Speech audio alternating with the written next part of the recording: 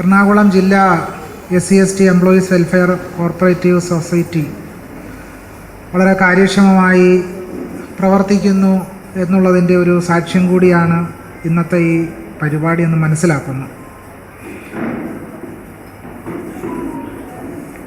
നമ്മുടെ രാജ്യവും അതുപോലെ തന്നെ കേരളവും ദുർഘടമായ ചില സാഹചര്യങ്ങളിലൂടെ കടന്നു പോകുന്ന അവസരത്തിലാണ്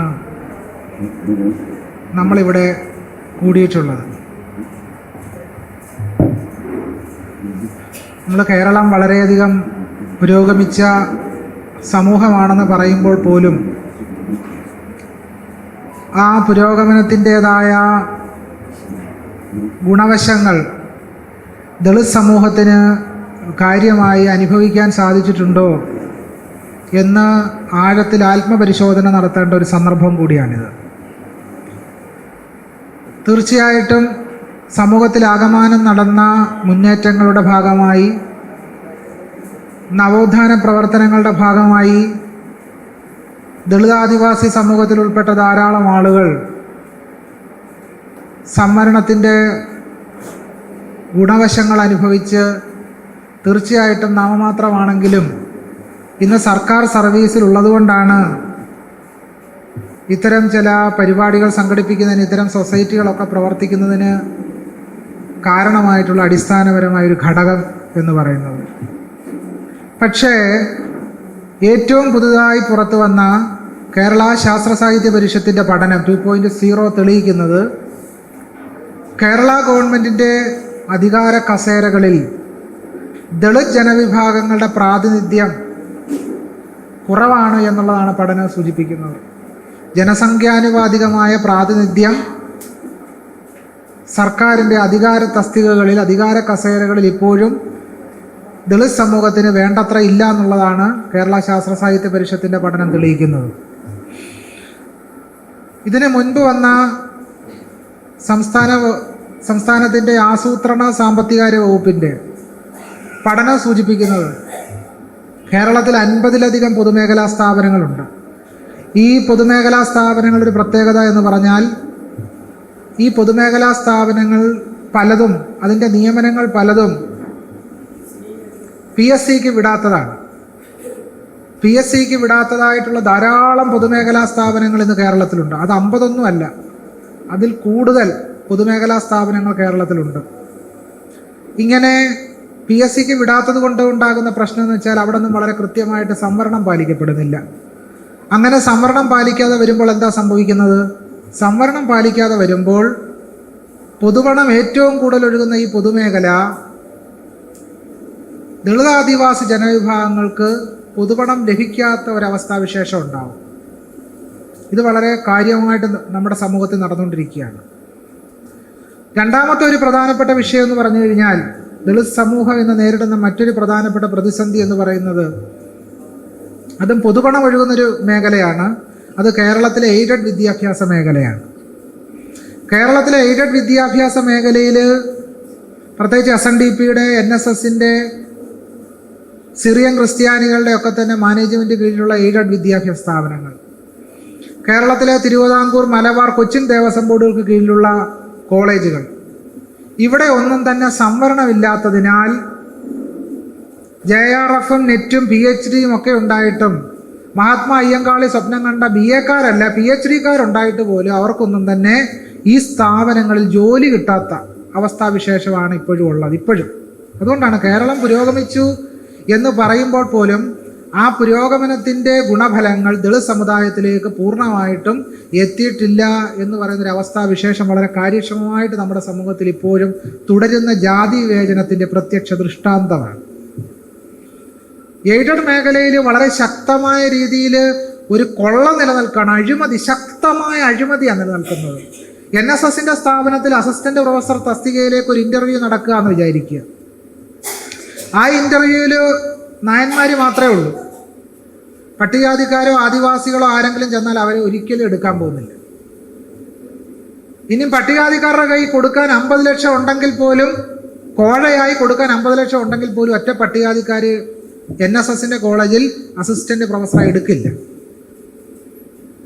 അങ്ങനെ വളരെ വലിയ രീതിയിൽ പഠിച്ച MPhilഉം PhDയും നെറ്റും JRFും ഗവേഷണ പ്രബന്ധങ്ങളും ഒക്കെയുള്ള അയ്യങ്കാളി സ്വപ്നം കണ്ട വലിയൊരു യുവതലമുറ ഇവിടെ നിൽക്കുമ്പോഴാണ് അവർക്കൊന്നും തന്നെ ഉന്നത ഉദ്യോഗത്തിലേക്ക് പ്രവേശിക്കാൻ കഴിയാത്ത രീതിയിൽ ജാതി മതിലുകൾ കെട്ടിയിരിക്കുകയാണ് ഇപ്പോഴും. ഇനിയും സർവകലാശാലകളിൽ നടക്കുന്നതോ, സർവകലാശാലകളിലെ assistant professor, associate professor, professor തസ്തികയിലുള്ള നിയമനങ്ങളിൽ ഭീകരമായ രീതിയിലുള്ള സംവരണ അട്ടിമറിയാണ് നടക്കുന്നത്. ഏറ്റവും ലേറ്റസ്റ്റ് ആയിട്ട് നടന്നത് കാലിക്കറ്റ് സർവകലാശാലയിൽ അസിസ്റ്റന്റ് പ്രൊഫസർ നിയമനങ്ങളിൽ അതിഭീകരമായ രീതിയിൽ സംവരണം അട്ടിമറിച്ചു.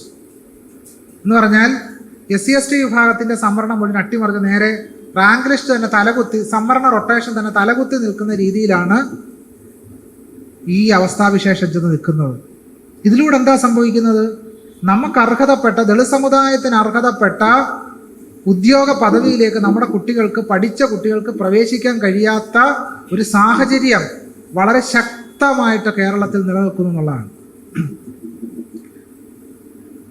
മറ്റൊരു പ്രധാനപ്പെട്ട വിഷയം എന്ന് പറഞ്ഞു കഴിഞ്ഞാൽ ഈ ജനതയോടുള്ള സർക്കാരിൻ്റെ ഒരു വിവേചനം, അത് വേണ്ട രീതിയിൽ നമ്മൾ തന്നെ അഡ്രസ്സ് ചെയ്യുന്നുണ്ടെന്നുള്ളത് പരിശോധിക്കേണ്ട വിഷയമാണ്.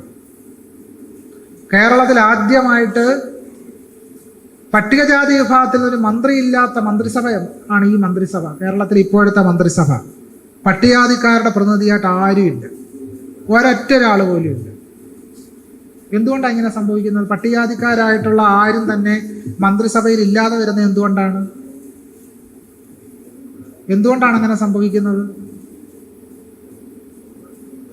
അപ്പൊ ആ രീതിയിൽ ഭീകരമായ രീതിയിൽ ഒരു പുറന്തള്ളൽ ഹിംസ നിലനിൽക്കുന്ന ഒരു യാഥാർത്ഥ്യം കേരള സമൂഹത്തിൽ തന്നെ തുടരുകയാണ്.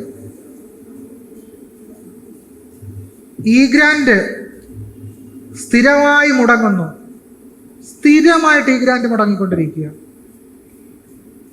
എത്ര ദളിത് സംഘടനകൾ ഈ വിഷയത്തിൽ ഇടപെടാറുണ്ട്? എനിക്ക് എൻ്റെ ശ്രദ്ധയിൽ വന്നിട്ടില്ല. ശ്രദ്ധയിൽ വന്നിട്ടുണ്ടെങ്കിൽ തിരുത്താൻ തയ്യാറാണ്. കഴിഞ്ഞ കുറേ കാലമായിട്ട് കൃത്യമായിട്ട് ഈ ഗ്രാന്റ് കുട്ടികൾക്ക് ലഭിക്കുന്നത് സംബന്ധിച്ച്, സ്കോളർഷിപ്പ് ലഭിക്കുന്നത് സംബന്ധിച്ചുള്ള കാര്യങ്ങളിൽ കാര്യക്ഷമമായിട്ട് നമ്മൾ പോലും ഇടപെടുന്നില്ല എന്നുള്ളതാണ്. പട്ടികജാതി ഫണ്ട് വർഷങ്ങളായിട്ട് വകമാറ്റി ചെലവഴിച്ചുകൊണ്ടിരിക്കുകയാണ്. ആ വകമാറ്റി ചെലവഴിക്കലിന്റെ കണക്ക് നോക്കിയാൽ അതിഭീകര ദുഃഖത്തിലൂടെ നമ്മൾ കടന്നു പോകേണ്ടി വരും. ആരാണ് ഇതിലൊക്കെ ഇടപെടുക? ആരാണ് ഇതിനു വേണ്ടി സംസാരിക്കുക? നമ്മളല്ല. ഇപ്പൊ ഈ ഹിന്ദുമതത്തിന്റെ, പൊയ്കയിൽ അപ്പച്ചൻ പറഞ്ഞ മാതിരി ഹിന്ദുമതത്തിന്റെ പുറവഴിയെ അലയുന്നത് കാരണം അമ്പലത്തിലെ ഉത്സവത്തിന് പങ്കെടുക്കലും, വീട്ടിലേതെങ്കിലും കാവും കുളം ഉണ്ടെങ്കിൽ അവിടെ നമ്പൂതിരിയെ വിളിച്ചുകൊണ്ട് വന്ന് പൂജ നടത്തലും, കർക്കിടക മാസം ആയാൽ 31 ദിവസം രാമായണം വായിക്കലുമായിട്ട് നമ്മൾ കഴിഞ്ഞു കൂടുക. അമ്പലത്തിൽ നിന്ന് ഇറങ്ങാൻ നേരമില്ല. ചോറ്റാനിക്കരയിൽ നിന്നും തൃപ്പൂണിത്തറ അമ്പലത്തിൽ നിന്ന് ഇറങ്ങാൻ നേരമില്ല. ഭഗവാനെല്ലാം ശരിയാക്കുമെന്നാണ് പറയുന്നത്. ഭഗവാൻ ശരിയാക്കും. നമ്പൂതിരിമാരുടെ കാര്യം വളരെ കൃത്യമായിട്ട് ശരിയാക്കുന്നുണ്ട്.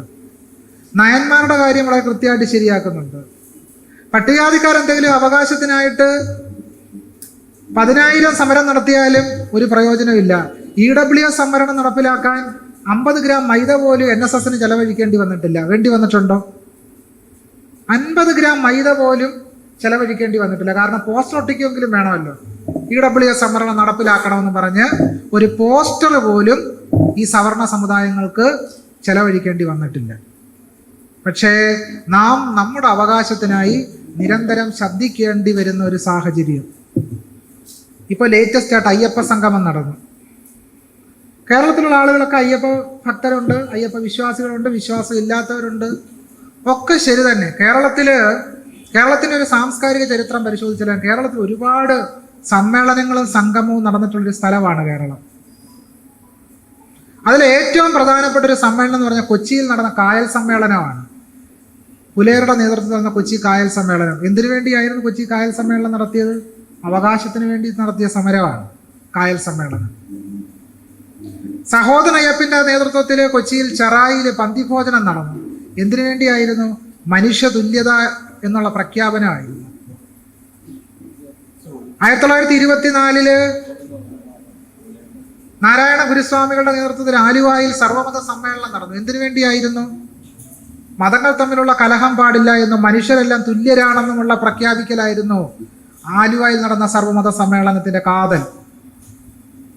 എന്താണ് അയ്യപ്പ സമ്മേളനത്തിന്റെ സന്ദേശം? മനുഷ്യരെല്ലാം ഒന്നാണെന്ന സന്ദേശമാണോ? ആണോ? ദളിതരുടെ വിമോചനമാണോ അയ്യപ്പ സംഗമത്തിന്റെ ലക്ഷ്യം? ഈ മാസ്റ്റർ പ്ലാനിൽ ദളിതർക്കോ ആദിവാസികൾക്ക് എന്ത് പ്രാധാന്യമാണുള്ളത്? മലയാളികളുടെ അവകാശങ്ങൾ എന്തെങ്കിലും തിരിച്ചു കൊടുക്കാനുള്ള സാധ്യതയുണ്ടോ? പിന്നെ ആരെ സംരക്ഷിക്കുമെന്നാണ് പറയുന്നത്? ഇന്ത്യയിലെ ദളിതരുടെ ആദിവാസികളുടെ മുഴുവൻ ദൈവങ്ങളെ ഇന്ത്യൻ ബ്രാഹ്മണ്യം തട്ടിയെടുത്തു. മുഴുവൻ ദൈവങ്ങളെയും. അയ്യപ്പൻ ആരുടെ ദൈവമായിരുന്നു? അയ്യപ്പൻ ഇന്ത്യയിലെ തദ്ദേശീയ ജനവിഭാഗങ്ങളുടെ ദൈവസങ്കല്പമായിരുന്നു. തിരുവല്ല പുലിയൂർ ഗ്രന്ഥവരി എന്ന് പറഞ്ഞ ഒരു ഗ്രന്ഥവരിയുണ്ട്. ആ ഗ്രന്ഥവരിയിൽ പറയുന്നത് കൂന്തൽ എന്നൊരു ഭൂതം അതിന് ശാസ്താവായി നിവേദ്യം എന്നാണ്. അതായത് ആലപ്പുഴ ജില്ലയിൽ ചെങ്ങന്നൂർ എന്ന് പറയുന്ന സ്ഥലത്ത് തദ്ദേശീയ ജനവിഭാഗങ്ങളുടെ ദൈവമായിരുന്നു കൂന്തൽ. ഈ കൂന്തലിനെ ചെങ്ങന്നൂരേക്ക് വന്ന ബ്രാഹ്മണർ എന്താക്കി മാറ്റി? ശാസ്താവാക്കി മാറ്റി. ഇങ്ങനെ ധാരാളം തദ്ദേശീയ ജനവിഭാഗങ്ങൾ, ആദിവാസികൾക്കും ദളിതർക്കും ധാരാളം ദൈവസങ്കല്പങ്ങൾ ഉണ്ടായിരുന്നു. ആയിരമണി വല്യച്ഛൻ, ചാത്തൻ, മുത്തപ്പൻ, ഒരുപാട് ദൈവങ്ങൾ. ഇപ്പം മുത്തപ്പനെ ശിവനാക്കി, ചാത്തനെ വിഷ്ണുവായാക്കി, ഇങ്ങനെയുള്ള പരിപാടികളാണ്. അതിന് പ്രധാനമായിട്ടും കുടപിടിക്കുന്ന ജ്യോത്സ്യന്മാരാ. വീട്ടിലൊരു മരണം നടന്നാൽ, കല്യാണം മുടങ്ങിയാൽ, തൊലിപ്പുറത്തൊരു അസുഖം വന്നാൽ ആദ്യം ആരെ കാണുന്നു വെച്ചാൽ എനിക്ക് സംശയമില്ല, ഡോക്ടറെ കാണാൻ പോകത്തില്ല. തൊലിപ്പുറത്ത് അസുഖം വന്നാൽ പാമ്പിനെ കാണാനാ പോകുന്നത്. അല്ലാതെ ഏതെങ്കിലും സ്കിൻ ഡോക്ടറെ ആദ്യം കണ്ടു കളയാമെന്ന് നമ്മൾ പൊതുവെ വിചാരിക്കാറില്ല. പാമ്പിന് മഞ്ഞപ്പൊടി തൂകിയാൽ തൊലിപ്പുറത്ത് അസുഖം മാറുമെന്ന് വിശ്വസിക്കുന്നവരാണ് ഇപ്പോഴും മലയാളികൾ. നാസ ചൊവ്വയിലേക്ക് പേടക വഹിക്കുമ്പോൾ മലയാളികൾ ചൊവ്വയുടെ ക്ഷേത്രത്തിലേക്ക് ചൊവ്വാഴ്ച പോകും. നാസ പേടക വഹിക്കും ചൊവ്വയിലേക്ക്. പക്ഷെ ഇവിടെ പെണ്ണുങ്ങളുടെ കല്യാണം മുടക്കിക്കൊണ്ടിരിക്കുക ചൊവ്വ. ചൊവ്വയ്ക്കൊരു രക്ഷയില്ല. ഈ രീതിയിൽ ദളിതരും ആദിവാസികളും നാമമാത്രമായ സർക്കാർ സർവീസിലും ചെറിയ ചെറിയ പരിപാടികളൊക്കെ നടത്തി അധ്വാനിച്ച പണം മുഴുവൻ നമ്പൂതിരിമാരെ ചീർപ്പിക്കുന്ന, പൗരോഹിത്യ ബ്രാഹ്മണ്യത്തെ തടിച്ചു കൊഴുപ്പിക്കുന്ന പരിപാടിയിൽ ഏർപ്പെട്ടിരിക്കുകയാണ്. പിന്നെ നമ്മൾ എങ്ങനെ രക്ഷപ്പെടാനാ? വീട്ടിലാരെങ്കിലും മരിച്ച പിന്നെ അപ്പം തുടങ്ങിയ പ്രശ്നം ഇല്ലേ? പിന്നെ ആത്മാവ് സ്വർഗത്തിലോട്ട് പോയോ നരകത്തിലോട്ട് പോയോ എന്നറിയാൻ വേണ്ടി ജ്യോത്സ്യനെ കാണാൻ പോകും. പിന്നെ വസുപഞ്ചകം എന്ന് പറഞ്ഞ ദോഷമുണ്ടോ, പിന്നെ വേറെ കുറെ നക്ഷത്രത്തിൽ മരിച്ചാലുള്ള പ്രശ്നങ്ങൾ. ഈ അവസ്ഥയിലാണ് കാര്യങ്ങൾ. പിന്നെ പിതൃവിന് മോക്ഷം കിട്ടാൻ വേണ്ടി തിലഹവനം, സായുജ്യ പൂജ, സുദർശന ഹവനം, കാല് കഴുകി ചൂട്ട് എന്ന് വേണ്ട. പിന്നെ കയ്യിലുള്ള പണം മുഴുവൻ പുരോഹിതന്മാർക്ക് കൊടുത്തു മാത്രമേ നമുക്ക് സമാധാനമുള്ളൂ എന്ന് പറയുന്ന രീതിയിലേക്കാണ് ഇപ്പോൾ കാര്യങ്ങൾ പോയിക്കൊണ്ടിരിക്കുന്നത്. ഇതിനു മുമ്പ് നമ്മുടെ കാരണവന്മാർ മരിച്ചപ്പോൾ എന്താ നമ്മൾ ചെയ്തുകൊണ്ടിരുന്നത്?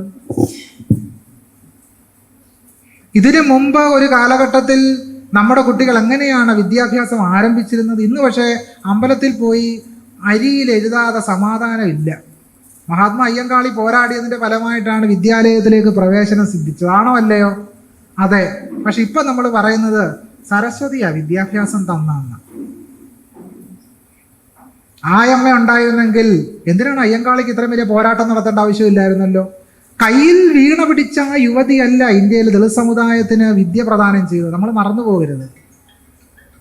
കയ്യിൽ വീണ പിടിച്ച യുവതി ബ്രാഹ്മണർക്ക് മാത്രം വിദ്യ പ്രദാനം ചെയ്ത ആളാണ്. അത് ഇന്ത്യയിലെ ദളിതർക്കും ആദിവാസികൾക്കും വിദ്യ പ്രദാനം ചെയ്തതിന് സാക്ഷ്യം വഹിച്ചത്, പോരാട്ടം നടത്തിയത് മഹാത്മാ അയ്യങ്കാളിയും ഡോക്ടർ ബി.ആർ. അംബേദ്കറും മഹാത്മാ ഭൂലെയും നാരായണ ഗുരുസ്വാമികളും പൊയ്കയിൽ അപ്പച്ചനും ഒക്കെയാണ് ഇന്ത്യയിലെ ദളിതർക്കും ആദിവാസികൾക്കും വിദ്യാഭ്യാസ അവകാശങ്ങൾക്ക് വേണ്ടി പോരാടിയത്. അല്ലാതെ മഹാലക്ഷ്മിയും സരസ്വതിയൊന്നും ആയിരുന്നില്ല. മഹാലക്ഷ്മിയുടെ കയ്യിൽ, സരസ്വതിയുടെ കയ്യിൽ വേദമാണ് ഇരിക്കുന്നത് അല്ലേ? ഒരു പുസ്തകം, താളിയോല കാണാം. എന്താണ് ആ താളിയോലയിൽ എഴുതിയിരിക്കുന്നത്? ആ കയ്യിലിരിക്കുന്ന താളിയോല ഋഗ്വേദമാണ്. ആ ഋഗ്വേദത്തിൽ എന്താണ് എഴുതിയിരിക്കുന്നത്? ബ്രാഹ്മണോസ്യ മുഖമാസീത് ബാഹു രാജന്യ കൃതഃ ഊരു തദസ്യ വൈശ്യഃ പദ്ഭ്യാം ശൂദ്രോ അജായത.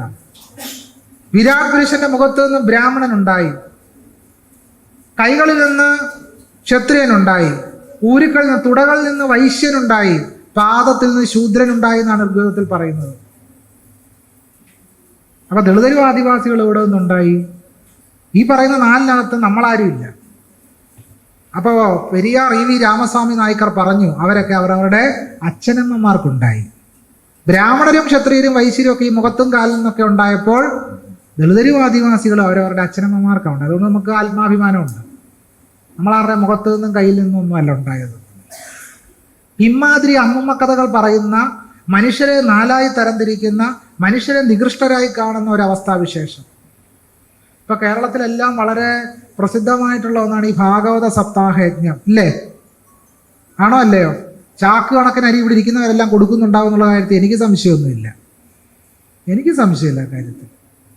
ഏതെങ്കിലും സ്കൂളിൽ കൊടുത്താൽ നമ്മുടെ കുട്ടികളെങ്കിലും ചോറുണ്ടായിരുന്നു. ഇതിപ്പോൾ അമ്പലത്തിൽ കൊണ്ടുപോയി കൊടുത്തിട്ട് വയറ് നിറഞ്ഞ് മൃഷ്ടാന്ന ഭോജനം നടത്തുന്നവർ പിന്നെയും സാമ്പാറും ചോറും കഴിക്കുക. ഈ ഭാഗവത പുരാണത്തിൽ പറയുന്നത് എന്താണ്? ഭാഗവത പുരാണത്തിൽ പറയുന്നത് വിരാട് പുരുഷന്റെ മുഖത്തു നിന്നുണ്ടായ ബ്രാഹ്മണൻ ഉത്തമനും പാദത്തിൽ നിന്നുണ്ടായ ശൂദ്രൻ അധമനുമാണ് എന്ന് പറയുന്ന നികൃഷ്ടമായ മനുഷ്യരെ ഉത്തമരും അധമരുമായി കാണുന്ന ഒരു വ്യവസ്ഥാക്രമത്തെയാണ് ഭാഗവത പുരാണം പിന്താങ്ങുന്നത്. അല്ലാതെ ഭാഗവത പുരാണം സമത്വവും സ്വാതന്ത്ര്യവും സാഹോദര്യവും ഒന്നും അല്ല പറയുന്നത്. സമത്വവും സ്വാതന്ത്ര്യവും സാഹോദര്യവും പറയുന്ന ഒരേ ഒരു പുസ്തകമേ ഉള്ളൂ ഇന്ത്യയിൽ. ആ പുസ്തകത്തിന്റെ പേര് ഭരണഘടന എന്നാണ്. അത് എഴുതിയ ആളുടെ പേര് ഡോക്ടർ ബി ആർ അംബേദ്കർ എന്നാണ്. അല്ലാതെ ഈ സരസ്വതിയും ലക്ഷ്മിയും രാമനും സീതയൊക്കെ എവിടെ ആയിരുന്നു അന്ന്?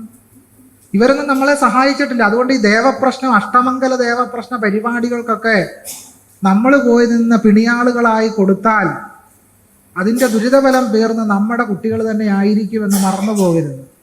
ആ പണം എല്ലാം കൂടെ കൂട്ടി വെച്ചാൽ നാളെ ഒരു സ്കൂൾ തുടങ്ങാൻ പറ്റിയേക്കും. ചിലപ്പോൾ നമുക്ക് സ്വന്തമായിട്ടൊരു സ്കൂൾ തുടങ്ങാൻ പറ്റും. ഈ അമ്പലത്തിൽ കൊണ്ട് കൊടുക്കുന്ന പൈസ എല്ലാം കൂടെ കൂട്ടി വെച്ചാൽ നമുക്കൊരു സ്കൂളോ കോളേജോ തുടങ്ങാം.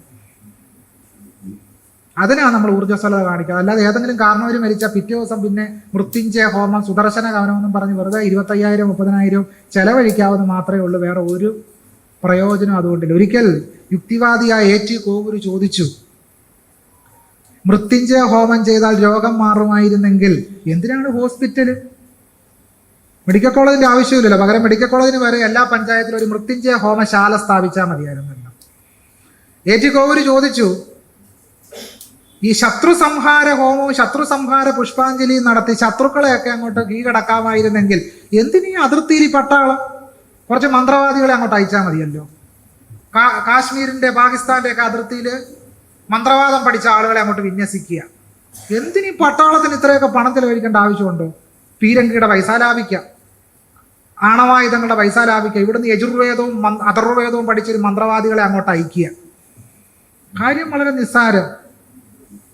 പട്ടാളക്കാർക്ക് കായിക അധ്വാനം ഒന്നുമില്ല. ഇവിടുന്ന് ആലുവ തന്ത്രവിദ്യാപീഠത്തിൽ നിന്ന് മന്ത്രവാദം പഠിച്ച ആളുകളെ അങ്ങോട്ട് അയച്ചാൽ മതി.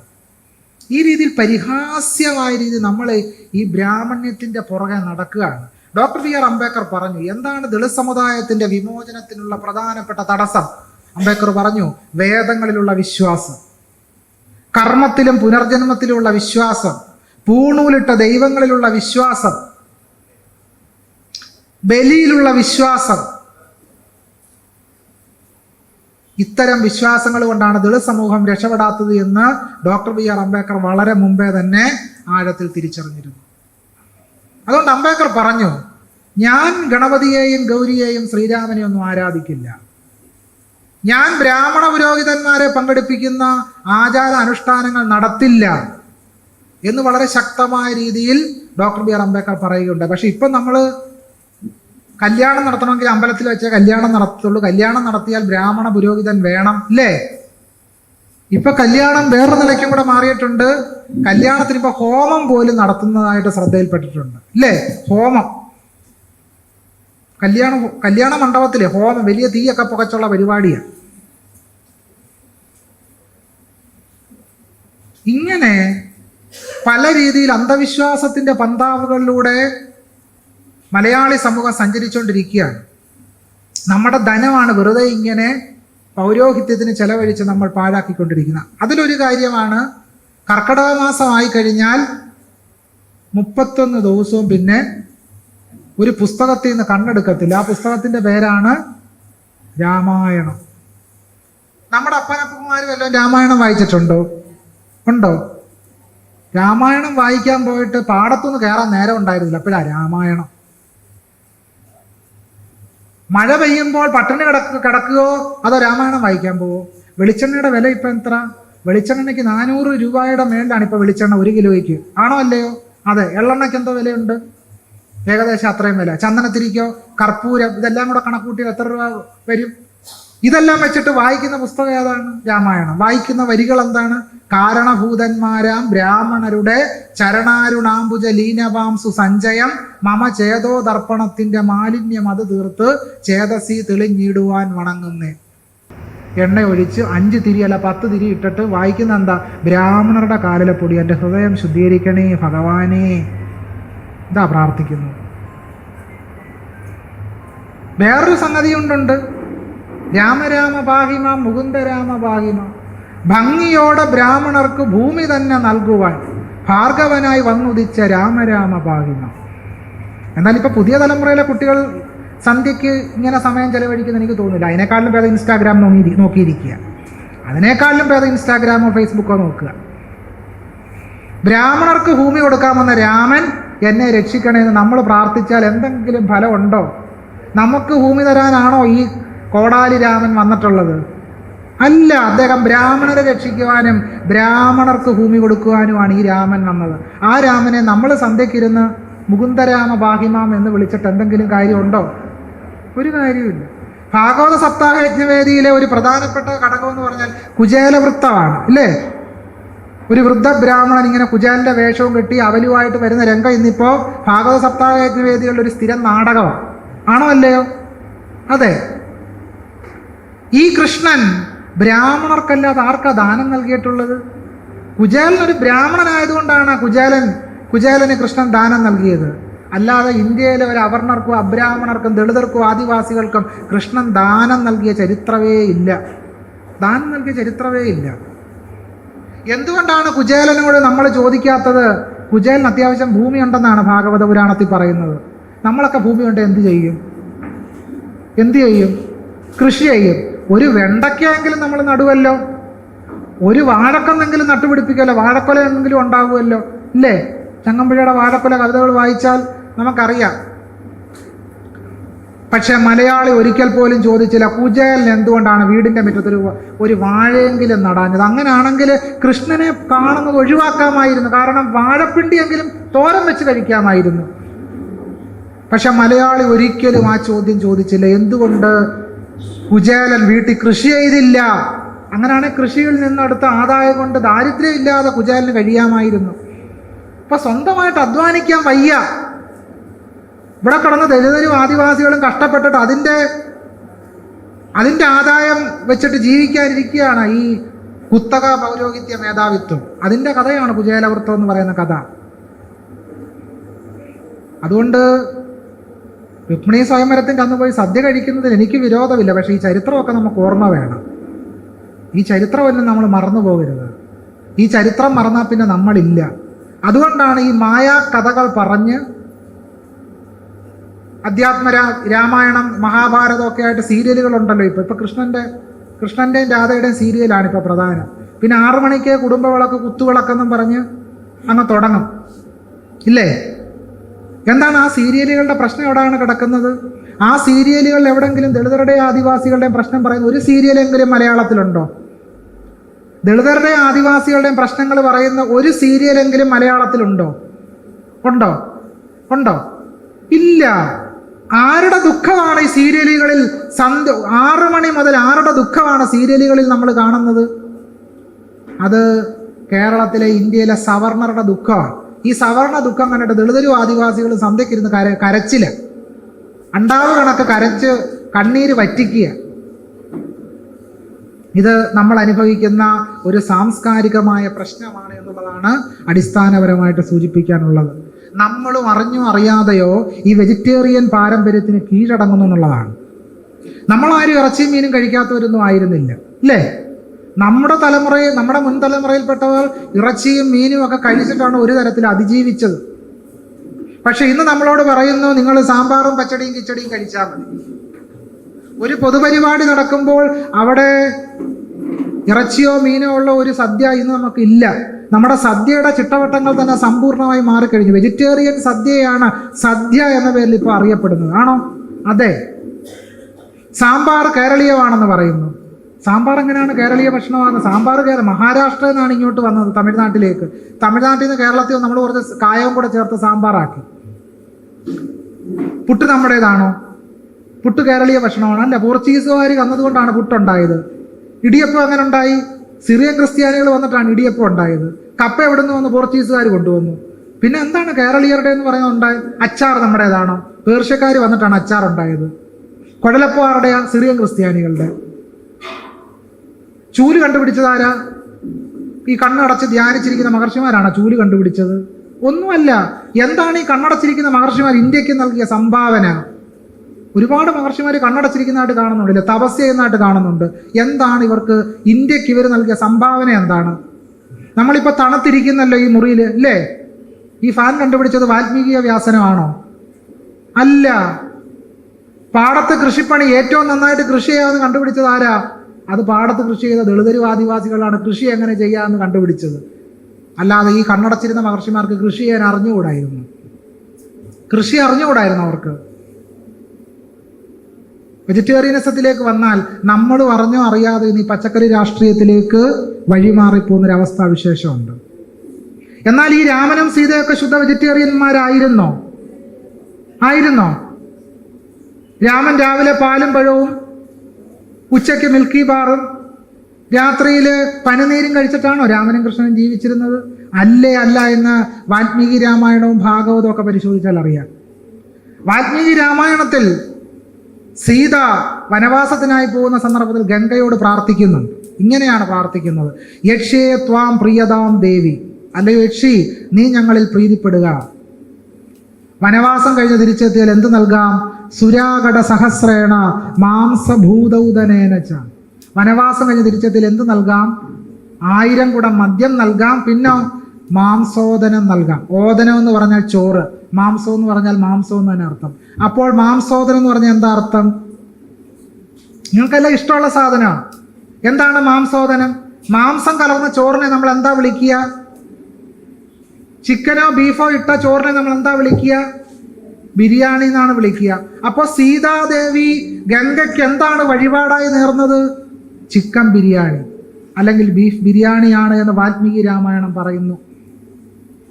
ഇപ്പൊ പക്ഷേ രാമനും സീതയൊക്കെ വെണ്ടയ്ക്ക പച്ചടിയും പൈനാപ്പിൾ കിച്ചടിയോ കഴിക്കത്തുള്ളതാണ് നമ്മൾ പറയുന്നത്. ഒന്നുമല്ല, നല്ല ഒന്നാന്തരമായിട്ട് ബീഫും മട്ടനും ഒക്കെ കഴിച്ചാൽ അവർ ജീവിച്ചത് എന്ന് വാൽമീകി രാമായണം തന്നെ തെളിവ് പറയും. നമ്മൾ നമ്മുടെ ഭാര്യയ്ക്ക് അല്ലെ കാമുകിക്ക് ഇഷ്ടം തോന്നിയാൽ എന്താ ഇപ്പൊ വാങ്ങിച്ചു കൊടുക്കുക? ചോക്ലേറ്റ് അല്ലെ ഡയറി മിൽക്ക് അല്ലെങ്കിൽ ലഡു അല്ലെങ്കിൽ ജിലേബി അല്ലേ? സ്നേഹം പങ്കുവെക്കാൻ വേണ്ടി. അങ്ങനെ രാമൻ സീതയ്ക്ക് പ്രേമം വന്നപ്പോൾ കൊടുത്തത് എന്താണ്? ഇങ്ങനെ കൊടുക്കാൻ ലഡു ഉണ്ടായിരുന്നില്ല, ചോക്ലേറ്റോ മിൽക്കി ബാറോ ഉണ്ടായിരുന്നില്ല. എന്താണ് രാമൻ സീതയ്ക്ക് കൊടുത്തത്? വാൽമീകി രാമായണം പറയും: സീതാ മാംസേന ഛന്തയൻ, സീതയെ മാംസം കൊടുത്ത് സന്തോഷിപ്പിച്ചു. എൻ്റെ വാക്കുകളല്ല കേട്ടോ, വാൽമീകി രാമായണം. സീതാ മാംസേന ഛന്തയൻ, സീതയെ മാംസം കൊടുത്ത് സന്തോഷിപ്പിച്ചു. പക്ഷേ കർക്കിടകം 1-ാം തീയതി മുതൽ എല്ലാവരും വ്രതത്തിലാണ്, മീൻ കഴിക്കുകയല്ല. ശബരിമലയിൽ പോയാൽ പിന്നെ അന്നത്തെ മുതൽ പച്ചക്കറിക്കടക്കാർ കേമം, ബഹുകേമം. കാരണം പിന്നെ കിറ്റ് കണക്കിന് പച്ചക്കറി മേടിച്ച് വീട്ടിൽ കൊണ്ട് നിറയ്ക്കല പരിപാടി. ദൈവങ്ങളെല്ലാം ശുദ്ധ വെജിറ്റേറിയന്മാരാണെന്ന് നമ്മൾ വിചാരിക്കുന്നത്. പക്ഷേ സംസ്കൃതം പുസ്തകം എടുത്ത് വായിച്ചു നോക്കിയപ്പോൾ കാണുന്ന എന്താണ്? മട്ടനും ചിക്കനും ബീഫും ഒഴിച്ച് അവർക്ക് ഒരു ദിവസം ഭക്ഷണം ഉണ്ടായിരുന്നില്ല. രാമനെ അന്വേഷിച്ച് ഭരതൻ ഭരദ്വാജ മഹർഷിയുടെ ആശ്രമത്തിലെത്തി. എന്തായിരുന്നു ഭരതന് കൊടുക്കാനുണ്ടായിരുന്നത്? ഭരതൻ വന്നപ്പോൾ ഭരദ്വാജ മഹർഷി ഒരു ഗ്ലാസ് കാപ്പിയാണ് കൊടുത്തത്. അന്ന് കാപ്പിപ്പൊടി കണ്ടുപിടിച്ചിരുന്നില്ല. പിന്നെ എന്ത് കൊടുത്തു? ചായ കൊടുത്തോ? ഇല്ല, അന്ന് തേയില കണ്ടുപിടിച്ചിരുന്നില്ല. പിന്നെ എന്താണ് ഭരതന് ഭരദ്വാജ മഹർഷി കൊടുത്തത്? കൊടുത്തതിനെ പറ്റി വളരെ വിശദമായ വിവരണം വാൽമീകി രാമായണത്തിൽ കാണാം. കൊടുത്തത് എന്തൊക്കെയാണ്? കൊടുത്തത് വരാഹം. എന്താണ് വരാഹം എന്ന് പറഞ്ഞാൽ? പന്നി. കുക്കുടം എന്ന് പറഞ്ഞാൽ കോഴി. അപ്പോൾ നല്ല ഒന്നാന്തരമായിട്ട് പന്നി വരട്ടിയതും ചിക്കൻ ഫ്രൈയും കൊടുത്തിട്ടാണ് ഭരദ്വാജ മഹർഷി ഭരതനെ സൽക്കരിച്ചത് എന്ന് വാൽമീകി രാമായണം അയോധ്യാകാന്ഡത്തിൽ പറയും. പക്ഷേ ഇപ്പോൾ എറണാകുളത്ത് വലിയ രീതിയിൽ നാലമ്പല തീർത്ഥാടനം വ്യാപിച്ചിരിക്കുക അല്ലേ?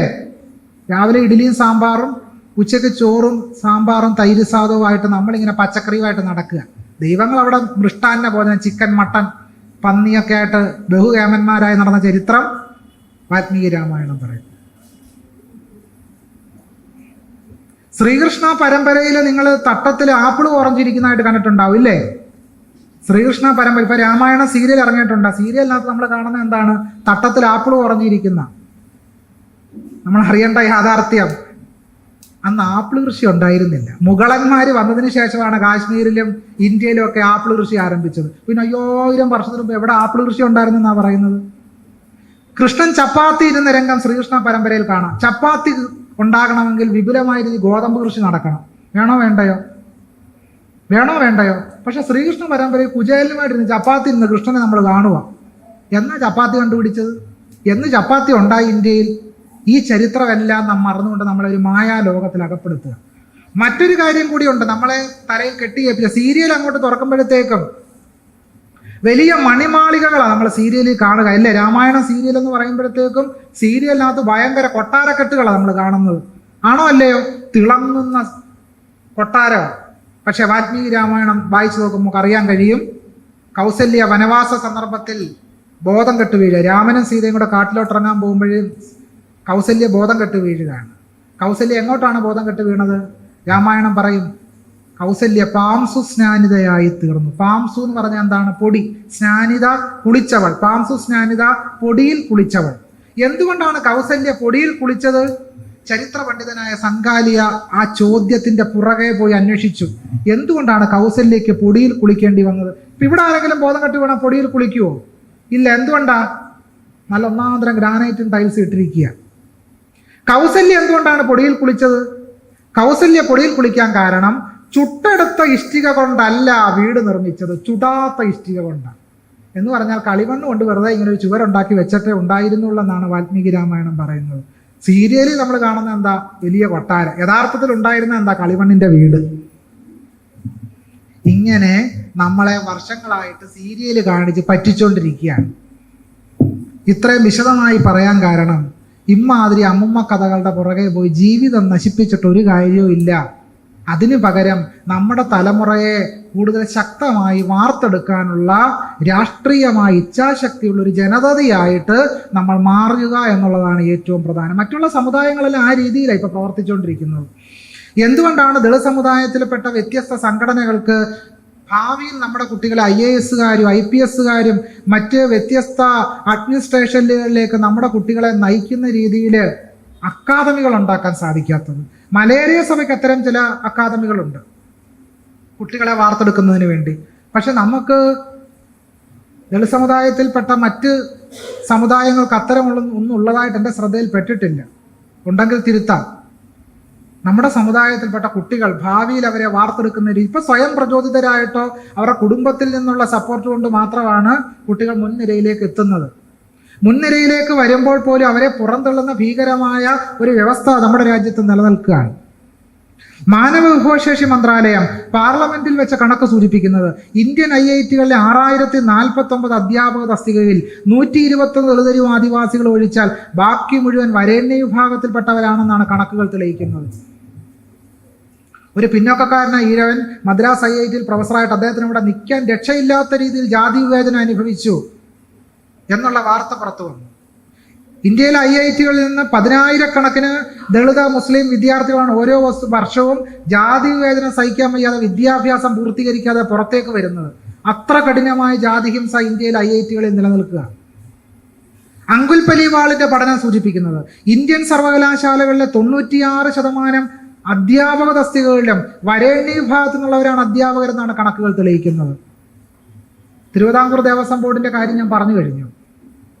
കേന്ദ്ര സർക്കാരിന്റെ സെക്രട്ടറിയൽ തസ്തികയിൽ എത്ര ദളിതരും ആദിവാസികളും ഉണ്ട്? വിരലിലെണ്ണാവുന്നവരേ ഉള്ളൂ.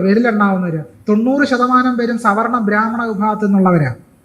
മാധ്യമ മേഖലയിൽ എത്ര ദളിതരും ആദിവാസികളുണ്ട്? പത്രം വായിക്കും. ന്യൂസ് റീഡേഴ്സ്, കേരളത്തിലെ മാധ്യമങ്ങളിൽ ന്യൂസ് റീഡേഴ്സ് ആയിട്ട് എത്ര ദളിതരുണ്ട്? നമ്മൾ പരിശോധിക്കണം ആ വിഷയം. ഇതൊക്കെ പറയുമ്പോൾ പ്രതിഭാശാലികളായിട്ടുള്ള ആളുകൾ വളർന്നു വന്നിട്ടില്ല എന്നർത്ഥമല്ല. ധാരാളം പ്രതിഭാശാലികൾ ഉണ്ടായി വന്നിട്ടുണ്ട്.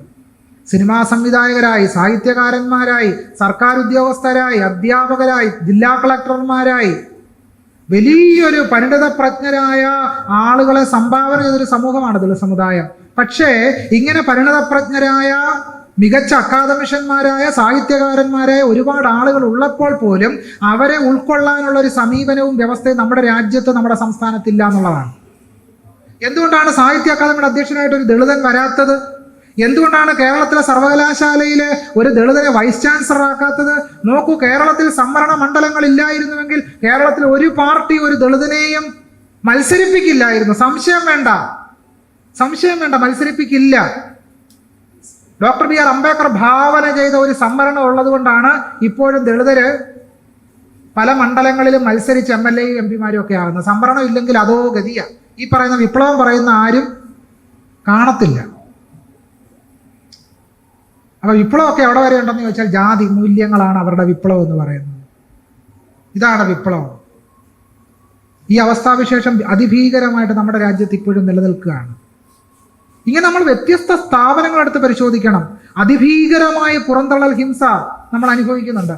ആ പുറന്തള്ളൽ ഹിംസയുടെ ഏറ്റവും പുതിയ നേർചിത്രമാണ് അടൂർ ഗോപാലകൃഷ്ണന്റെ പ്രസ്താവനയിലൂടെ പുറത്തു വന്നത്. അടൂര് പറഞ്ഞ എന്താണ്?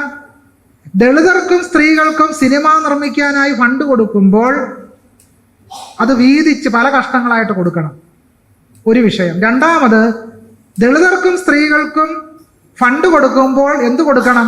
അവർക്ക് പ്രത്യേകമായി ട്രെയിനിങ് കൊടുക്കണം. കേന്ദ്രത്തിൽ നിന്ന് ഇഷ്ടം പോലെ ഫണ്ട് ഈ അടൂർ ഉൾപ്പെടെയുള്ള പൂണൂൽ കൗവീനധാരികൾ വാങ്ങിച്ചു കൂട്ടുന്നുണ്ടല്ലോ. എന്തുകൊണ്ടാണ് അടൂരിന്, ഈ സവർണർക്ക് ഒരിക്കലെങ്കിലും ട്രെയിനിങ് കൊടുക്കണമെന്ന് അടൂരിന് തോന്നാത്ത എന്തുകൊണ്ടാ? അപ്പൊ സവർണർക്കൊന്നും ട്രെയിനിങ് വേണ്ട, ദളിതർക്ക് സ്ത്രീകൾക്കും മാത്രം ട്രെയിനിങ് കൊടുക്കണമെന്ന് പറയുന്നതിന്റെ പേരെന്താണ്? ജാതിയാണ്. അപ്പൊ അടൂര് ഇട്ടിരിക്കുന്ന ഷർട്ട് പുറത്ത് ഷർട്ടാണെങ്കിലും അദ്ദേഹത്തിന്റെ ഉള്ളിൽ എന്താണ്? പൂണൂലാണ് അദ്ദേഹം ഇട്ടിരിക്കുന്നത്. പഴകിയ നാറിയ പൂണൂലാണ് അടൂര് ധരിച്ചിരിക്കുന്നത്. നമുക്ക് സംശയലേശം എന്നിയേ പറയാൻ കഴിയും. അടൂരിന്റെ ഈ പ്രസ്താവനയെ പിന്തുണച്ചുകൊണ്ട് ഏതാണ്ട് വിവാദമെല്ലാം കെട്ടടങ്ങാൻ തോന്നിയപ്പോഴാണ് കഴിഞ്ഞ ദിവസം MN കാരശ്ശേരിയും സക്കറിയും ഉൾപ്പെടെയുള്ള ആളുകൾ ഇവരുടെ പ്രസ്താവനയെ പിന്തുണച്ചുകൊണ്ട് ഇപ്പൊ രംഗത്ത് വന്നിരിക്കുക. ആരൊക്കെയാണ്? സക്കറിയ, ഡോൺ പാലത്തറ, എല്ലാം വലിയ പുരോഗമനകാരി. എല്ലാം പുരോഗമനം അങ്ങോട്ട് മൂത്തിട്ട് എന്താ പറയേണ്ടെന്ന് അറിഞ്ഞുകൂടാ. അത്രമാത്രം 916 പുരോഗമനകാരികൾ പറയുന്നത് എന്താണ്? ദളിതർക്കും സ്ത്രീകൾക്കും ട്രെയിനിങ് കൊടുത്തേ മതിയാവും. MN കാരശ്ശേരി വലിയ വിപ്ലവകാരി, മലയാള ഭാഷ അങ്ങോട്ട് സംരക്ഷിച്ച് ഇപ്പോൾ ഏതാണ്ട് ആക്കിക്കളയാവുന്നുള്ള ധാരണയിലാണ് കാരശ്ശേരി മാഷ് ഇപ്പോൾ രംഗത്തിറങ്ങിയിരിക്കുന്നത്. ഞാൻ പറയുന്നത്, ഇവരെല്ലാം നല്ല കാവി നിറത്തിലുള്ള കൗവീനം ധരിച്ചിരിക്കുക. കാവി കൗവീനം, പുറത്ത് മുണ്ടും ഷർട്ടും ഒക്കെ, ഉള്ളിലെന്താ? കാവി നിറത്തിലുള്ള കൗവീനം. കേരളത്തിന്റെ ഒരു പ്രത്യേകത എന്താണെന്ന് അറിയാമോ? പുറത്തു പുരോഗമനവും അകത്ത് ഹിന്ദുത്വവാദികളുമായിട്ടാണ് കേരളത്തിലെ പുരോഗമനകാരികൾ നടക്കുന്നത്. പുറത്തു പുരോഗമനം, അകത്ത് നമ്പൂതിരീസം, ബ്രാഹ്മണിസം. ഇങ്ങനെ ഈ രീതിയിലാണ് നടക്കുന്നത്. ഞാൻ കേരള ഗവൺമെന്റ് ഗസറ്റഡ് ഓഫീസ് അസോസിയേഷൻ്റെ ഒരു പരിപാടിയിൽ തിരുവനന്തപുരത്ത് പങ്കെടുക്കുകയുണ്ടായി. മന്ത്രി OR കേളുവായിരുന്നു ഉദ്ഘാടനം, ഞാൻ മുഖ്യ പ്രഭാഷണമായിരുന്നു. അവിടെ വെച്ചൊരു നമ്മുടെ സമുദായത്തിൽപ്പെട്ട ഒരു സാധാരണ സഖാവിനെ പരിചയപ്പെട്ടു. അപ്പോൾ അദ്ദേഹം ഹരിതകർമ്മസേനയുടെയും CPM-ൻ്റെ ഒക്കെ ലോക്കൽ കമ്മിറ്റിയിലും ഒക്കെ സജീവമായിട്ട് പ്രവർത്തിക്കുന്ന. ഞാൻ ചോദിച്ചു, താങ്കൾ ഇങ്ങനെ ലോക്കൽ കമ്മിറ്റിയിലൊക്കെ പ്രവർത്തിച്ചാൽ മേളോട്ട് കയറി പോകണ്ടേ? എങ്ങനെ മേളോട്ട് പോകാനാ സാറേ? വെട്ടുകല്ലേ എന്നാ പറയുന്നത്. വെട്ടുകല്ലേ. ഇങ്ങനെയാണ് ജാതി പ്രവർത്തിക്കുന്നത്. മുകളിലേക്ക് ഉയരാൻ സമ്മതിക്കത്തില്ല. അപ്പോഴേ വലിയ കത്രികയും വാളും ഒക്കെ വെച്ചിരിക്കുക വെട്ടിക്കളയാൻ വേണ്ടി. ഈ യാഥാർത്ഥ്യങ്ങൾ മുഴുവൻ നമ്മൾ തിരിച്ചറിയണം. ഇവിടെ ചില ആളുകളെ കെട്ടിപ്പിടിക്കാൻ പോകുമ്പോൾ നമ്മൾ മനസ്സിലാക്കേണ്ട കാര്യം എന്താണെന്നറിയാമോ? ഇതൊക്കെ നമുക്ക് നേരെയുള്ള പാരയാണെന്ന് നമ്മൾ ആദ്യം തിരിച്ചറിയേണ്ടത്. നമ്മുടെ അവകാശം പറയാൻ, നമ്മുടെ അവകാശം ചോദിക്കാൻ ആരാണുള്ളത്? അയ്യപ്പ സംഗമത്തിന് പോയിരിക്കുന്ന നമ്മുടെ ചില കക്ഷികളുണ്ടല്ലോ, അവരവിടെ പോയിട്ട് എന്താ പറഞ്ഞത്?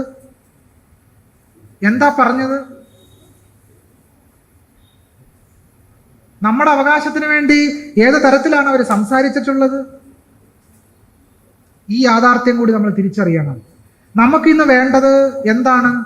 നമുക്ക് വേണ്ടത് അധികാരത്തിലും ഭരണകൂടത്തിലും ഉദ്യോഗവൃന്ദത്തിലും ഉദ്യോഗസ്ഥാനത്തും ഒക്കെ തന്നെ പ്രാതിനിധ്യമുള്ള ഒരു ജനതയായിട്ട് നമ്മൾ മാറുക എന്നുള്ളതാണ്. കാരണം പുതിയൊരു തലമുറ ഉണ്ടായി വന്നു കഴിഞ്ഞു. ആ പുതിയ തലമുറയ്ക്ക് എവിടാണ് ജോലി? ആ പുതിയ തലമുറയിൽപ്പെട്ട യുവതി യുവാക്കന്മാരെ എവിടെ നമ്മൾ പരിഗണിക്കും? അവരെ എവിടെ ഇൻക്ലൂഡ് ചെയ്യും?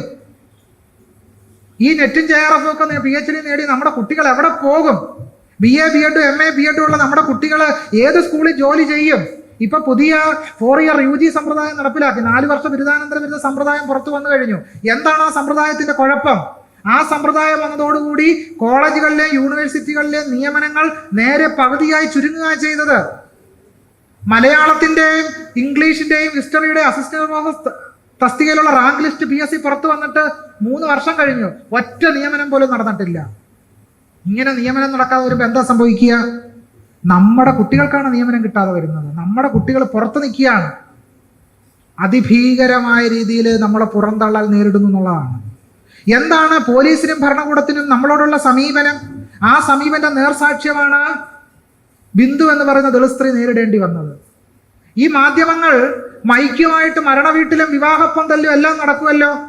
പട്ടികജാതി കമ്മീഷന്റെ റിപ്പോർട്ടിൽ തന്നെ ഈ ബിന്ദു എന്ന് പറയുന്ന ദളിത് സ്ത്രീക്കെതിരായി കള്ളപ്പരാതി കൊടുത്ത ഓമന ഡാനിയൽ എന്ന് പറഞ്ഞ സ്ത്രീയുടെ പേരും അഡ്രസ്സും ഉണ്ടായിരുന്നല്ലോ. എന്താണ് ആ മാധ്യമങ്ങൾ, കേരളത്തിലെ മാധ്യമങ്ങൾ ഓമന ഡാനിയലിനെ ഒന്ന് കേരളത്തെ കാണിക്കാതിരുന്നത്? നിങ്ങൾ ആരെങ്കിലും ഓമന ഡാനിയലിനെ കണ്ടിട്ടുണ്ടോ? കണ്ടിട്ടില്ല. പക്ഷെ നമ്മൾ ആരെങ്കിലും ആവട്ടെ കുറ്റവാളികൾ